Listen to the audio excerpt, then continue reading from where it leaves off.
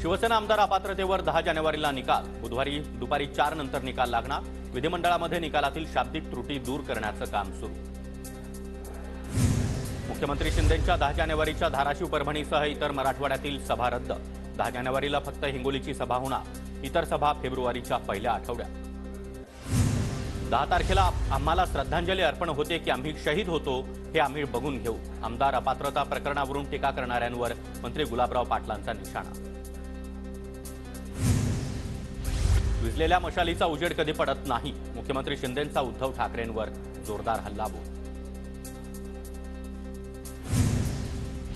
शिवसेना पक्ष आणि चिन्हाबाबत 2 फेब्रुवारीला सुनावणी, ठाकरे गटाच्या याचिकेवर सुप्रीम कोर्टात सुनावणी होणार। अयोध्येमध्ये राम मंदिर बांधणं हे बाळासाहेबांचं स्वप्न, मोदींनी बाळासाहेबांचं स्वप्न पूर्ण केलं। बाळासाहेब असते तर मोदींची पाठ थोपटली असती, राम मंदिराच्या मुद्द्यावरून शिंदेंचं वक्तव्य। मनोज जरांगेंनी 20 तारखेला मुंबईत आंदोलन करू नये, हेमंत पाटील यांच्याकडून जरांगे विरोधात उच्च न्यायालयामध्ये जनहित याचिका, थोड्याच वेळात सुनावणी होणार। तुमचं बारामतीवर किती प्रेम आहे हे कळलं, तुमचं खरं रूप समोर आलं, तुम्हीच भुजबळांना मराठ्यांच्या अंगावर सोडलं, जरांगेंची अजित पवारांवर टीका। दुसरं साथ देणं म्हणजे मराठा समाजाची फसवणूक, आम्ही आमच्या मतावर ठाम, प्रकाश आंबेडकरांच्या सल्ल्यावर मनोज जरांगेंची प्रतिक्रिया। वंचित बहुजन आघाडी महाविकास आघाडीतील घटक पक्ष, अकोल्याची जागा प्रकाश आंबेडकरांनीच लढावी, वंचितसाठी आणखी कोणत्या जागा द्याव्यात यावर देखील चर्चा झाली, संजय राऊतांची माहिती। अकोला मतदारसंघ काही फार महत्त्वाचा नाही, मी मुंबई पुण्यातून देखील लढू शकतो, मला मतदारसंघाची चिंता नाही, तुम्ही आधी जागा वाटपाबाबत बोला, प्रकाश आंबेडकरांची भूमिका। जागा वाटपासंदर्भात उद्या महाविकास आघाडीची दिल्लीत बैठक, जागा वाटपावर उद्या तोडगा निघण्याची शक्यता, खासदार संजय राऊत आज संध्याकाळी दिल्लीत दाखल होणार।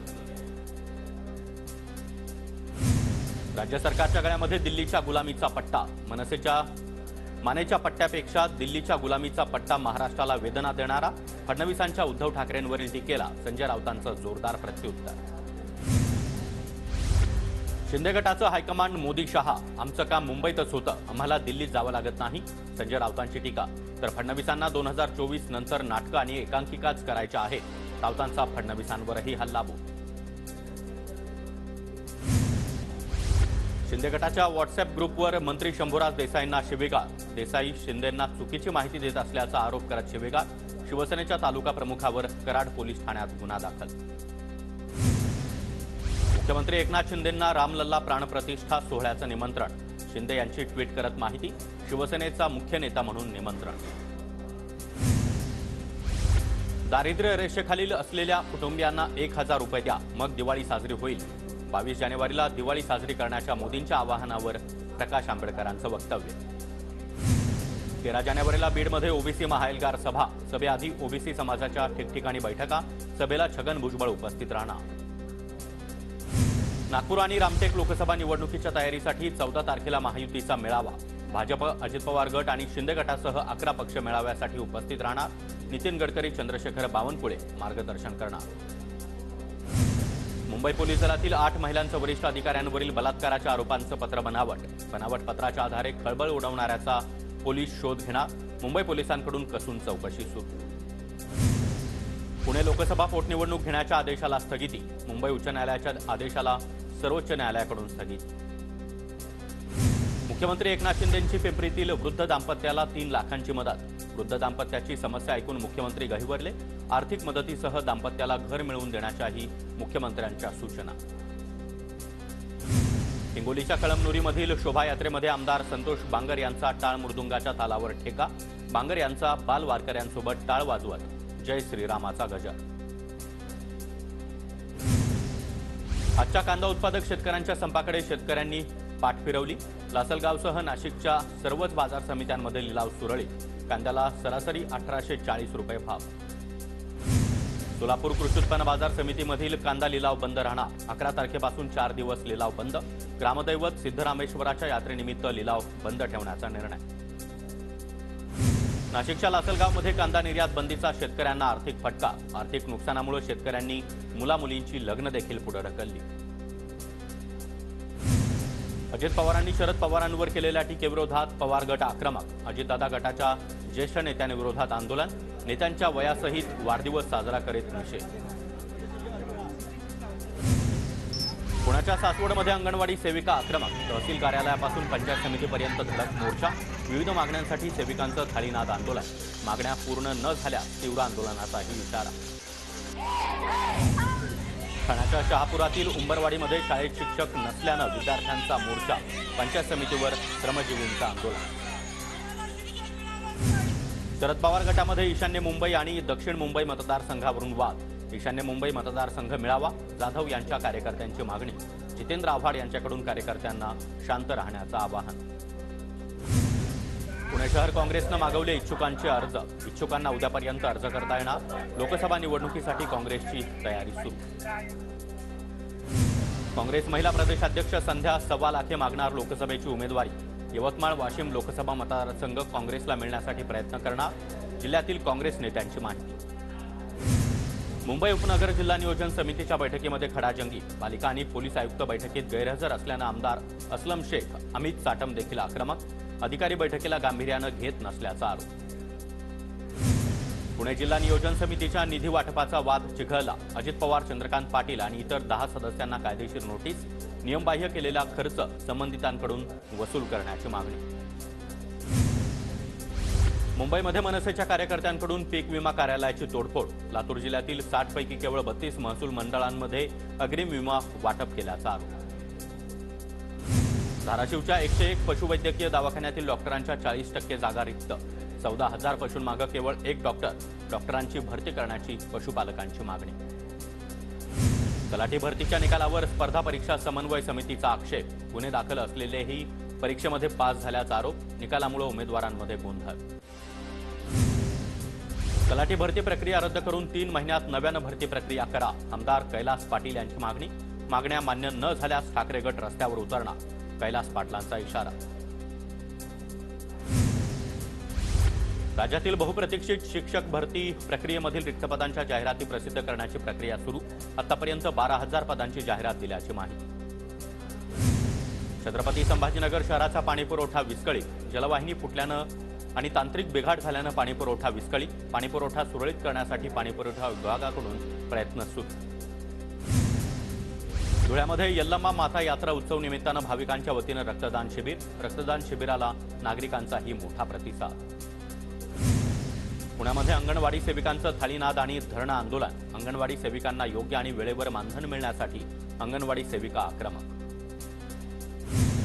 अमरावतीमध्ये अंगणवाडी सेविकांचं जिल्हा परिषद कार्यालयासमोर ठिय्या आंदोलन. नोकरीतून बडतर्फ करण्याच्या नोटीसी आल्यानं हजारो अंगणवाडी सेविका आक्रमक. पुणे शहराच्या मध्यवर्ती भागांमध्ये पाणीपुरवठा विस्कळीत. आजपासून 22 तारखेपर्यंत नव्या जलवाहिन्यांच्या कामांमुळे शहरामध्ये कमी दाबानं पाणीपुरवठा. पुण्याच्या आळंदीमधील इंद्रायणी नदी प्रदूषणाच्या विळख्या. सलग 6व्या दिवशीही इंद्रायणी नदी फेसाळलेली.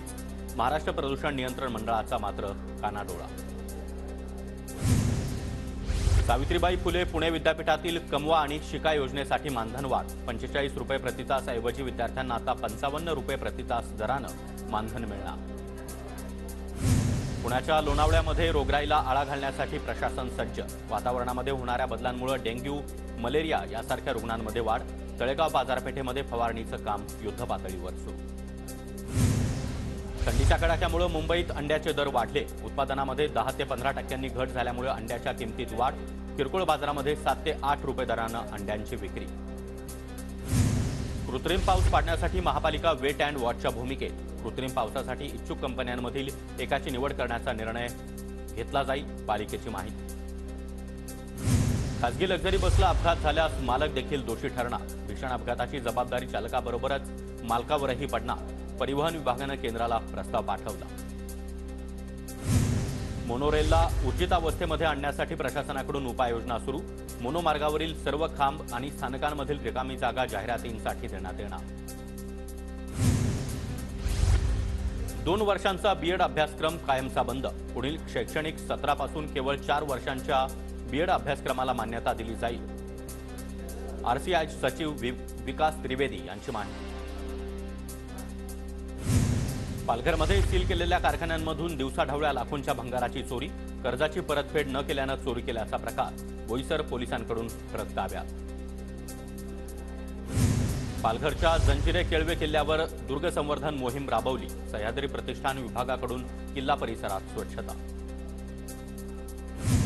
चेन्नईनंतर आता लातूरमध्ये वंदे भारत डब्यांची निर्मिती होणार. वंदे भारतला देशभरामध्ये प्रवाशांचा मोठा प्रतिसाद. आलमट्टी धरणामधून 2.75 टीएमसी पाणी सोडण्यात येणार. कृष्णा खोऱ्यातील बागलकोटसह गुलबर्गा आणि विजापूर जिल्ह्यातील शेतकऱ्यांच्या समस्या सोडवण्यासाठी कर्नाटक सरकारचा निर्णय. बिल्किस बानो प्रकरणातील दोषींना सुप्रीम कोर्टाचा झटका. दोषींना शिक्षेमध्ये दिलेली सूट योग्य नाही. गुजरात सरकारनं दिलेली शिक्षेतील सूट सुप्रीम कोर्टाकडून अखेर रद्द. मालदीव नको लक्षद्वीपला चला. सोशल मीडियावर हॅशटॅग ट्रेंड. मालदीवमधील मंत्र्यांनी मोदींवर केलेल्या टीकेनंतर सोशल मीडियात चर्चा. भारतीय प्रवासी कंपनी एस माय ट्रिप कडून मालदीवचं बुकिंग रद्द. मोदींविरोधात केलेल्या वक्तव्यानंतर प्रवासी कंपनीचा निर्णय. पनवेलमधील सलमान खानच्या फार्म हाऊसमध्ये घुसखोरीचा प्रयत्न फसला. 2 तरुणांना पनवेल पोलिसांकडून अटक. सलमान खानला भेटण्यासाठी घुसखोरी केल्याचं चौकशीत समोर. अयोध्येमध्ये रामघाट या नव्या रेल्वे स्थानकाची स्थापना. अयोध्या स्थानकापासून रामघाट रेल्वे स्थानक केवळ 3 किलोमीटर अंतरावर. रेल्वे स्थानकाच्या सजावटीचं कामही सुरू. अयोध्येतील राम जन्मभूमीच्या मुख्य प्रवेशद्वाराचं काम युद्धपातळीवर सुरू. 22 जानेवारीच्या आधी काम पूर्ण करण्यात येणार. मुख्य प्रवेशद्वाराला आकर्षक सजावट देखील केली जाणार. अयोध्येतील शरयू नदीच्या तीरावर जय्यत तयारी. 1008 शिवलिंग आणि 100 कुंडामध्ये महायज्ञ होणार. नेपाळी भवनाकडून महायज्ञाची जय्यत तयारी सुरू. रामलल्ला प्राणप्रतिष्ठा सोहळ्यासाठी राज्याचे विशेष सरकारी वकील डॉक्टर उज्ज्वल निकम यांना देखील निमंत्रण. प्राणप्रतिष्ठा सोहळ्यासाठी महाराष्ट्रातून 889 जणांना निमंत्रण. निवडणुकीच्या तयारीसाठी निवडणूक आयोग आज आंध्र प्रदेशात. आगामी लोकसभा निवडणुकीच्या तयारीचा आढावा घेणार. आंध्र प्रदेशमध्ये लोकसभा आणि विधानसभा निवडणुका एकाच वेळी होण्याची शक्यता. राजधानी दिल्लीमध्ये प्रजासत्ताक दिनाची तयारी सुरू. कर्तव्यपथावर संचलनाचा जोरात सराव. यंदा फ्रान्सचे राष्ट्रपती इमॅन्युएल मॅक्रॉन प्रमुख पाहुणे म्हणून उपस्थित राहणार.